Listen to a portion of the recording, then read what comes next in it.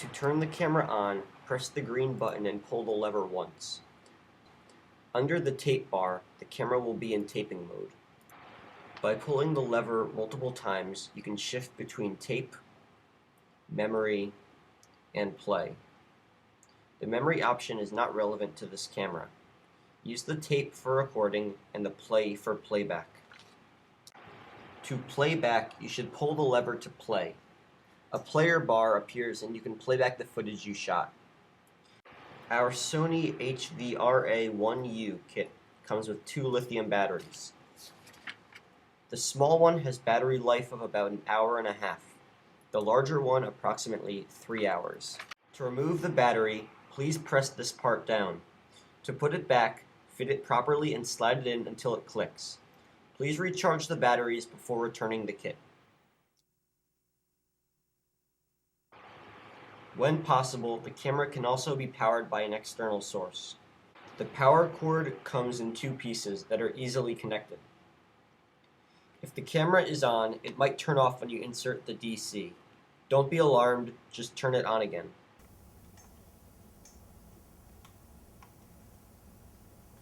To insert the tape, press the eject button and open the tape deck. Wait. Insert the tape, but do not push down. If you're using a new tape, it is highly recommended that before you shoot, record black on your camera for an hour. This will set a time code on your tape and make your editing process much easier. To record black, simply close the lens hood before you press record. If you don't set a time code, please avoid rewinding the tape as you film. The proper way to use a tripod is to extend the legs of the tripod using the top clip first, if you don't need the full extension. This gives the tripod more stability.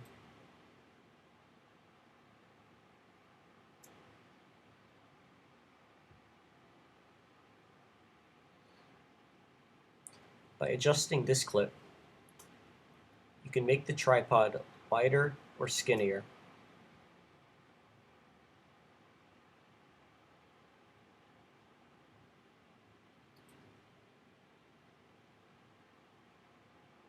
By adjusting this clip, you can spin the head of the tripod.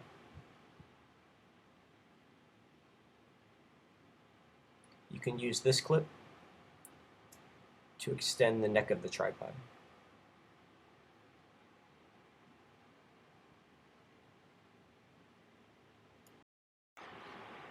To mount the camera on the tripod, merely locate the screw attached to the tripod and screw it into the base of the camera.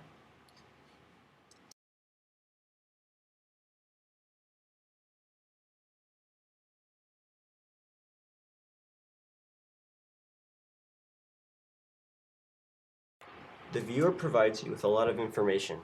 On the upper left corner, it displays the format in which you are recording. We'll talk more about this later. Also in the upper left corner is the battery life. In the upper right corner, you'll see time code. Time code tells you how much you have recorded on the tape. Because this camera has an HDV option, you can opt for a higher resolution image if it is a priority. In most cases, though, we recommend keeping the camera set to shoot in DV. It is more difficult to edit an HDV footage and to create a DVD when you're done. To get to the DV options, select P menu, Menu, Standard Set, and then finally choose Record Format, which is the first option.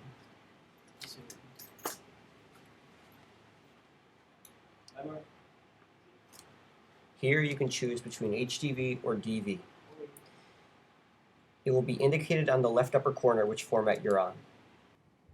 Notice when you switch to DV, you have options for record speed and audio format, displayed here in the upper left. Always make sure these are set to SP and 48K. Select P menu, then Menu,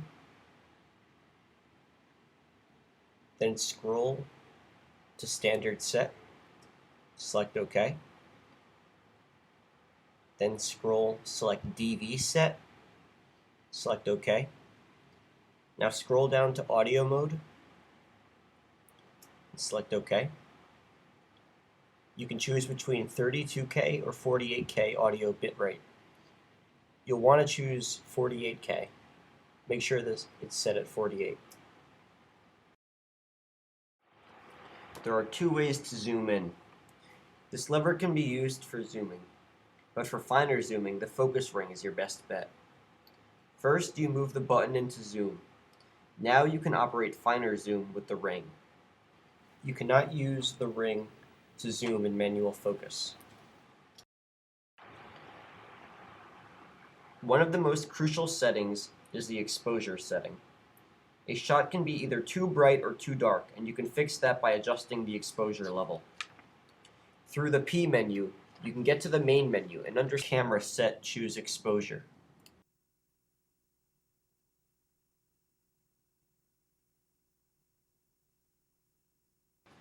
Now you have the option of choosing either auto exposure or manual.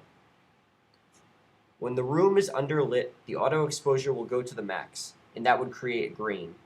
Try to avoid maxing up the exposure more than you have to. If you use manual exposure, set it each time the light changes. Otherwise, the shot will look weird and overexposed. You can also change the exposure using this onboard button.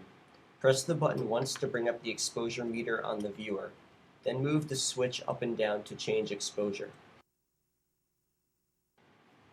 You can predict when a shot gets grainy by looking at the f-stop chart. You can determine the f-stop on your camera. If the exposure goes to the right of the number 1.8, that means that you have grain. Try to keep the exposure below this number for a better image.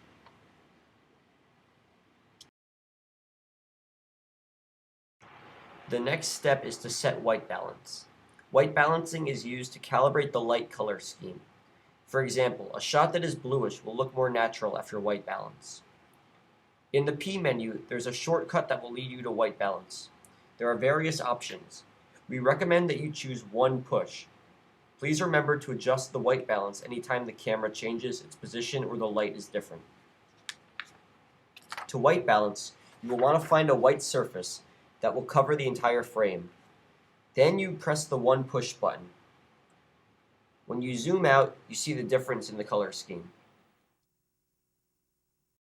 Zebra bars lets you know which portions of the shot are overexposed. When set to 70, portions of the shot that are overexposed will have black and white lines on them. Although these are fit for broadcast, try to eliminate all zebra lines. When set to 100, any parts that have black and white stripes are severely overexposed and will capture as burnt out. The last important element in regard to the picture quality is the focus. The same button that gives us the option to zoom also determines what kind of focus you can have. You can choose autofocus, but this can be ineffective in shots that involve movement, because the focus will always readjust. Manual focus is best when you'd like to focus on a specific shot. If you'd like to focus on a person, it is best to focus on their eyes. First zoom into their eyes, then adjust the focus with the focus ring until the glitter in their eyes is in focus. Then zoom out and you are in good focus.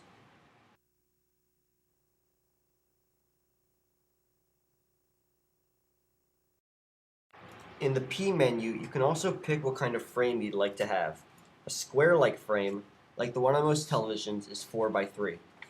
A film frame is usually letterbox, 16x9. Pick whatever suits your needs and tastes. To change the aspect ratio, go to DV Set and then Wide Select. This will give you the options of between 16 and 9 wide or 4x3. For framing, a good rule of thumb to follow is called the rule of thirds. Here the frame is divided into thirds both horizontally and vertically. Try to keep the focus of your image within one of the thirds, or have it at an intersection of two of the lines. This is a general concept found in painting and photography, and is a good way to get started with framing. The camera has an onboard microphone, but you can only adjust the audio recording levels if you use an external microphone.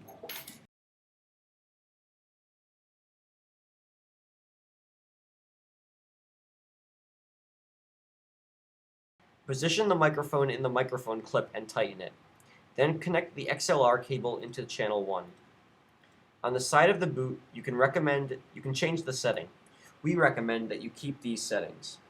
Channel 1 plus Channel 2 will create 2 channels from the one microphone input. Remember to monitor the audio levels in the ways you were shown.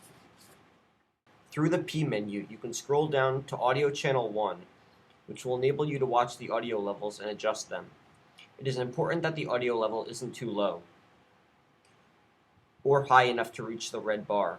Try to aim for levels between -12 and -6, because the sound can become distorted. The best way to monitor audio, though, is by listening to it while shooting.